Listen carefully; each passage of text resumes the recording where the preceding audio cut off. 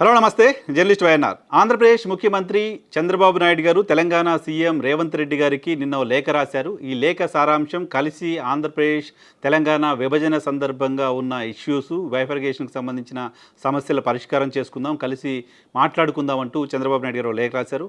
ఆ లేఖకి కొద్దిసేపటి క్రితం తెలంగాణ ముఖ్యమంత్రి రేవంత్ రెడ్డి స్పందించారు. సో ఈ లేఖలో ఆయన ప్రస్తావించిన అంశాలు, ఆంధ్రప్రదేశ్లో రీసెంట్ ఎన్నికల్లో గెలిచినందున చంద్రబాబు నాయుడు గారికి అభినందనలు తెలుపుతూ ఆయన రిటర్న్ లేఖ రాశారు. అభినందనలు తెలిపే కార్యక్రమంలో భాగంగా 4వసారి ముఖ్యమంత్రిగా చేసే బాధ్యత, చాలా అరుదైన అవకాశం తెలుగు రాష్ట్రాలకు సంబంధించిన మీకు దక్కింది. దేశంలో అతి కొద్ది మందికి మాత్రమే అటువంటి అవకాశం దక్కింది. అటువంటి అవకాశం దక్కించుకున్నందుకు మీకు అభినందనలు. తెలంగాణ ప్రజల పక్షాన, తెలంగాణ ప్రభుత్వం పక్షాన మీకు అభినందనలు తెలుపుతున్నానంటూ చంద్రబాబు నాయుడు గారికి ఆయన లేఖ రాశారు. 6వ తారీఖున సాయంత్రం ప్రజాభవన్లో, ప్రగతి భవన్గా గతంలో పిలిచేవాళ్ళు, ప్రస్తుతం కాంగ్రెస్ పార్టీ అధికారంలోకి వచ్చిన తర్వాత ప్రజాభవన్గా మార్చారు.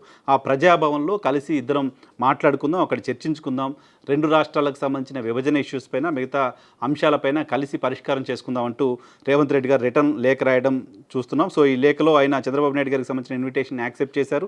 సో యాక్సెప్ట్ చేసి మీటింగ్కి రెడీ అయ్యారు. మీటింగ్లో ఏ అంశాలపైన చర్చించాలి అనే దానికి సంబంధించి కూడా ఈరోజు సెక్రటరీకి సంబంధించిన సమావేశం జరిగింది. సెక్రటరీతో జరిగిన సమావేశంలో ఏ అంశాలు ఉన్నాయి, 2 రాష్ట్రాలకు సంబంధించి విభజన సందర్భంగా ఏ శాఖలకు సంబంధించిన అంశాలు పెండింగ్లో ఉన్నాయి, ఏ అంశాలపైన చర్చ చేయాల్సిన అవసరం ఉంది, ఇప్పటికే బకాయిలకు సంబంధించిన అంశం ఉంది, విద్యుత్ బకాయిలకు సంబంధించి తెలంగాణ ఆంధ్రప్రదేశ్ మధ్య వివాదం ఉంది. దీనిపైన ఇరు రాష్ట్ర ప్రభుత్వాలు కూడా లీగల్ ఫైట్ చేస్తున్నాయి, కోర్టుల్లో కేసులు ఉన్నాయి. సేమ్ టైం నదీ జలాలకు సంబంధించిన అంశంపైన కూడా ఇష్యూస్ ఉన్నాయి. నదీ జలాలకు సంబంధించిన అంశంపైన కూడా 2 రాష్ట్ర ప్రభుత్వాలు ఒకరిపై ఒకరు ట్రిబ్యునల్లో కంప్లైంట్ చేసుకోవడం ఉంది. సో నదీ జలాలకు సంబంధించి అనుమతి లేకుండా ప్రాజెక్టులు కడుతున్నారంటూ పాలమూరు రంగారెడ్డి పైన ఆంధ్రప్రదేశ్ సర్కార్కి, అలాగే రాయలసీమ లిఫ్ట్ పైన తెలంగాణ సర్కారు కూడా అభ్యంతరాలు ఉన్నాయి. దీనికి సంబంధించి కూడా లీగల్ ఫైట్, ట్రిబ్యునల్స్ దగ్గర ఫైట్ కూడా నడుస్తుంది. వీటితో పాటు విభజన సందర్భంలో ఆస్తులకు సంబంధించిన అంశంపైన కూడా 10 సంవత్సరాల పాటు ఉమ్మడి రాజధానిగా హైదరాబాద్ ఉంటుంది అంటూ విభజన సందర్భంగా చెప్పారు. సో ఆ 10 సంవత్సరాల గడువు కూడా ముగిసింది. ఇప్పుడు ఆంధ్రప్రదేశ్కు సంబంధించిన ఆస్తులు, తెలంగాణకు సంబంధించిన కొన్ని బిల్డింగ్స్కు సంబంధించిన బిల్డింగ్స్ పైన కూడా తమకు హక్కు కావాలి అంటూ ఆంధ్రప్రదేశ్ సర్కార్ అడుగుతుంది. ఇక్కడున్న తమ ఆస్తులకు సంబంధించిన సంగతి ఏంటి అంటూ ఆంధ్రప్రదేశ్ సర్కార్ అడుగుతుంది. ఈ నేపథ్యంలో ఈ మొత్తం అంశాలపైన కూడా ఈ సమావేశంలో ఖచ్చితంగా చర్చ జరిగే అవకాశం కనపడుతోంది.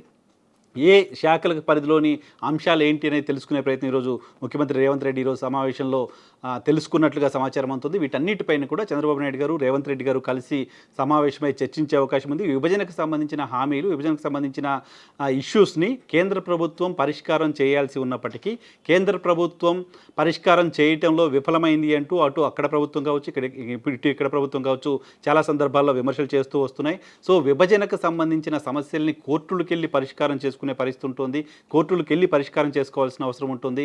రాష్ట్ర ప్రభుత్వాల స్థాయిలో ఇటువంటి సమస్యలు వచ్చిన సందర్భంలో కేంద్ర ప్రభుత్వం బాధ్యత తీసుకొని పరిష్కారం చేయాల్సిన అవసరం ఉంటుంది. కానీ ఆ దిశగా కేంద్ర ప్రభుత్వం చర్యలు తీసుకోలేదు అంటూ గతంలో అక్కడ వైఎస్ఆర్ కాంగ్రెస్ పార్టీ కావచ్చు, ఇక్కడ టీఆర్ఎస్ పార్టీ కావచ్చు అధికారంలో ఉన్న సందర్భంగా ఆరోపణలు చేస్తూ వచ్చాయి. ఈవెన్ ఉద్యోగులకు సంబంధించిన విభజన అంశం కూడా చివరికి కోర్టులకు వెళ్ళే పరిష్కారం చేసుకోవాల్సిన పరిస్థితి వచ్చిందని చెప్తూ వచ్చారు. ఇప్పటికీ కూడా రకరకాల డిపార్ట్మెంట్లకు సంబంధించిన ఉద్యోగులు, వాళ్ళ పదోన్నతులు, వాళ్ళకి సంబంధించిన డ్యూటీలకు సంబంధించి ఇక్కడ ఆంధ్రప్రదేశ్కి సంబంధించిన ఎంప్లాయీస్ కొంతమంది ఇంకా తెలంగాణలో ఉద్యోగాలు చేస్తున్న పరిస్థితుంది, తెలంగాణకు సంబంధించిన వాళ్ళు ఇంకా కొంతమంది ఆంధ్రప్రదేశ్లో ఉద్యోగాలు చేస్తున్న పరిస్థితుంది. వాళ్ళని రిలీవ్ చేయాలంటూ అక్కడ ప్రభుత్వాన్ని తెలంగాణ ఉద్యోగులు కోరుతున్నారు, ఇక్కడ ప్రభుత్వాన్ని ఆంధ్రప్రదేశ్ ఉద్యోగులు కోరుతున్నారు. సో ఈ రకమైన ఇష్యూస్ ఇంకా 10 ఏళ్ల తర్వాత కూడా పెండింగ్లో ఉండడం సరైనది కాదు. కాబట్టి ఈ అంశాలని పరిష్కారం చేసుకోవాలనేది 2 రాష్ట్ర ప్రభుత్వాలు నిర్ణయం తీసుకోవడం, 2 రాష్ట్రాలకు సంబంధించిన ముఖ్యమంత్రులు ఆ దిశగా ఆలోచన చేయడం అనేది ఖచ్చితంగా సరైన ఆలోచనగానే చూడాలి. ఈ సమావేశంలో 2 రాష్ట్రాలకు సంబంధించిన కీలకమైన అంశాలపైన ఒక క్లారిటీ వచ్చే అవకాశం ఖచ్చితంగా కనపడుతుంది.